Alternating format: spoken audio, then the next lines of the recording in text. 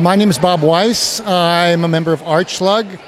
I have been building castles for 6 years, coming to BrickCon, and I've been wanting to do Mont Saint Michel ever since I started coming to BrickCon because I think it's one of the most beautiful places that combines outstanding geography, and it was very challenging because I had to get the right shape and I had to make the houses and the whole thing easy to move, so the houses are all on a little flat made out of tiles, so they can go in boxes. Because when I made other castles, everything was connected and it was hard to move.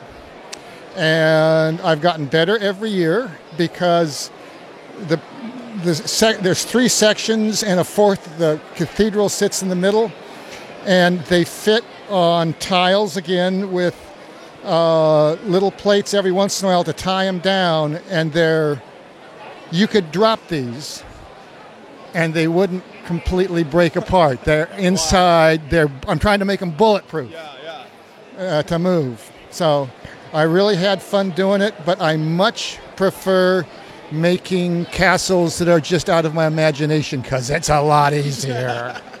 So yeah, I got all these pictures to look at and like, wait a minute, it's not what I just did.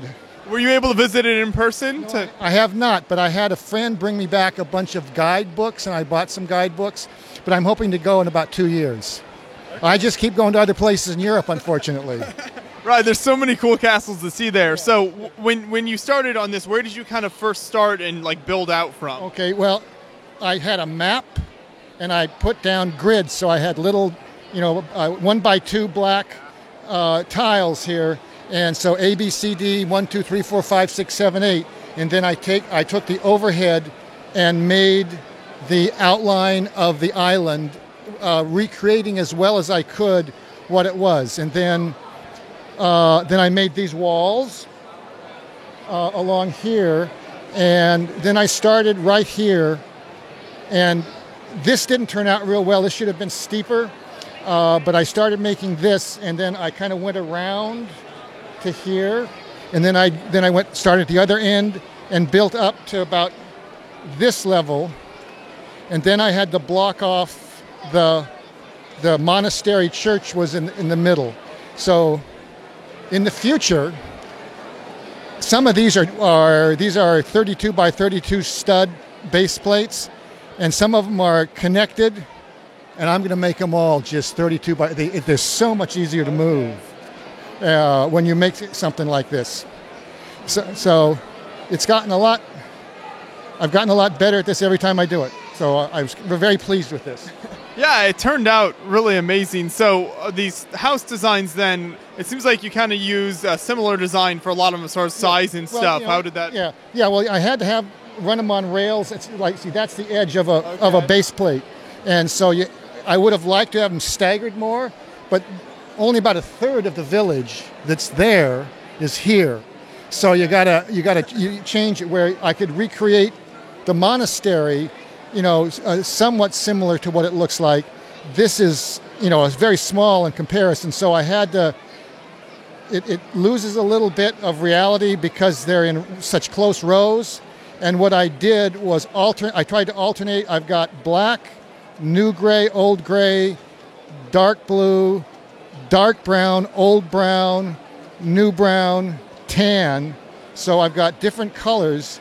The houses were very plain, so I couldn't make them look real like most people doing castles and architecture have a lot of fine detail, but you look at the pictures, they don't have them. So I added a little, but so it's just more recreating the look of what they had. And this friend that brought back a guidebook was like, I had 3 guidebooks, and I keep looking I had blown up pictures and put them on the wall. And then he brings back one, and it's got a better view of right here. And I realized, oh my gosh, there's a church there. They didn't have a good view of it anywhere else, and so I put the church in. And this is last year's model that was sold to participants, made by BrickCon, and I thought that was kind of cute. And its madness was everybody's running away, and they're just here as tourists. So they're lemmings. If you look around back there, they're jumping off the back into the ocean. But this is a real place, and it's an island at high tide, and then a causeway connected to the mainland. I mean, this is covered up at high tide. Right, okay, so there's water over it. Oh, yeah. We have like 12-foot tide differentials here. There they have 60-foot. Wow. So, anyway. That's amazing. And so what would you say, build of this size, this many pieces, what's kind of the toughest part for you when you're approaching a build like this? Well, for this, it was recreating the side from, and this, I like to do free form. I thought of coming to the computer. BrickLink has a new computer program, and I thought, I like to just sit down, and it's like, I can't carve in wood because I make too many mistakes. That's why I like Lego. I can make a mistake, and I can take it apart and start all over again. Exactly, and it seems like you've been doing castle building for a while now. What makes that so attractive to you versus space or whatever other the theme that might be? At one point, I wanted to be an architect, and I had a castle set when I was a little kid, made out of metal, and I've always liked castles. When I go to Europe, I go to places and take pictures of them, and they fascinated me. I studied history in college, and particularly military history, and so I read about fortifications. So it combines an interest in architecture and history, and just having a inclination for this particular stage of history. I just think they're beautiful. Now, this is unusual. All my other castles are like his, gray on dark gray, and this fits the colors, which was very different. Yeah, was it hard to get all those tan pieces? Where'd you source those from? Well, the hard ones were the dark brown tiles, slopes.